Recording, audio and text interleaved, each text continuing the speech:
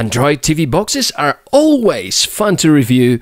Their purpose: to use your huge TV as a screen with functions that your smartphone offers. And many of us use them as a media player. This time here's a 2018 model for $30.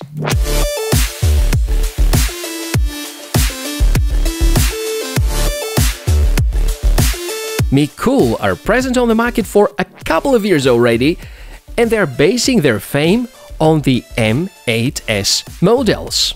This particular one is called M8s Plus W, and in short, for $30 you get a stylish looking device with acceptable performance and hardware support for most of the current video codecs. This is particularly important. Hardware decoding of VP9 will result in smooth playback of YouTube videos, as this is the current standard that YouTube uses as compression.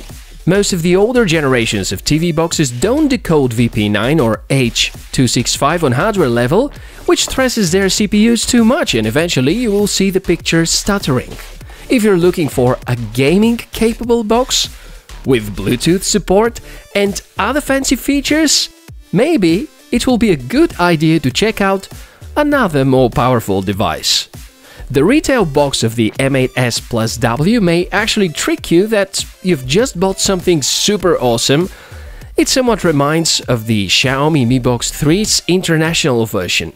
The standard accessories are included: HDMI cable, power adapter, a nice remote, and the TV box itself. The device is powered by S905W, the latest and most power-efficient revision of the SoC by AM Logic. It also is the weakest from the 900 series. There are two variations: the cheaper with 1 GB of RAM and 8 GB flash, and the one with 2 GB of RAM and 16 GB ROM, which costs about $10 more. The connectivity options are somewhat limited. You may count on 2 USB ports, the HDMI output, and AV out. No RJ45, no Bluetooth, no 5G Wi-Fi, no micro SD slot. It feels like you're using one of the good old Android mini PCs like the 808B series. That makes the connectivity support not exactly great, but we well understand the aggressive pricing, which usually is justified through some corners cut. And let's hope this TV box has the right corners cut. The software is next. Out of the box, Android Nougat with a few pre-installed apps. I need to underline none of them is spyware or bloatware. The Google Services Framework is pre-installed, and the big news about this TV box is Netflix. Theoretically, it is supposed to work in HD, something that very few Android TV boxes are capable of. The long story short, it is about licensing, and most of the Chinese Android TV boxes do not have the so-called Widevine L1 support. Apparently, the latest builds of the Netflix app have the purpose of disabling HD playback on cheaper non-Google certified TV boxes like this one, and if you want the HD support, better get the 505 version, and link to that one you will find in the description below the review. Right now, this seems to be the cheapest Android TV box that can run Netflix in some sort of HD quality. For how long? That is unknown, but looking at how huge the community actually watching Netflix on Android TV boxes is, there is hope. One of my bigger challenges here was to find how to uninstall any app.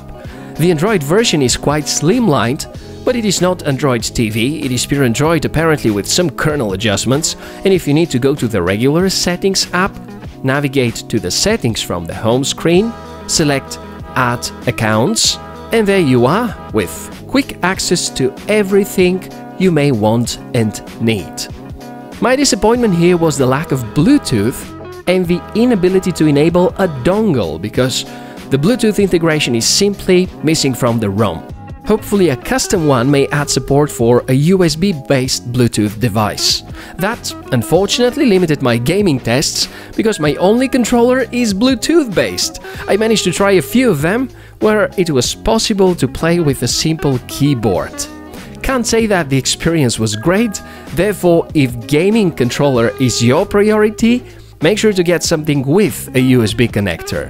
Video playback, we don't have to comment that much. This CPU is well known for buttery smooth playback, and you can view anything up to 4K at 30 frames per second. Concerning benchmark tests, there haven't been any surprises, at least no pleasant ones. 472 single-core achievement on Geekbench proves the point of overall modest performance of the CPU, and Antutu only strengthens the statement showing 21,000 score. I think Mecool should be able to squeeze a bit more out of this hardware. It was a surprise to me that even YouTube seemed to struggle a bit, especially playing 1080p, and it was occasionally freezing. Getting a newer version of the app made the experience smoother. The few games I've played turned out to be good, no frames skipping, or at least it wasn't that obvious, reminding you that I had to use keyboard and mouse as I only have a Bluetooth controller. Bottom line, the classic cliché "you get what you pay for" is the logo I'd stamp on that TV box. Unimpressive performance, which will satisfy you if you mostly watch movies, play music, listen to online radio and stay away from gaming and CPU-intensive apps.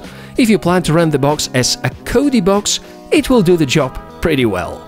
That's been it about the Mecool M8S Plus W, one of the many M8S series members, and one of the many reviews on the channel. Check some of the other videos around, let me know if you have any questions or thoughts to share in the comments below, and I'll be back soon with more. You have a great day!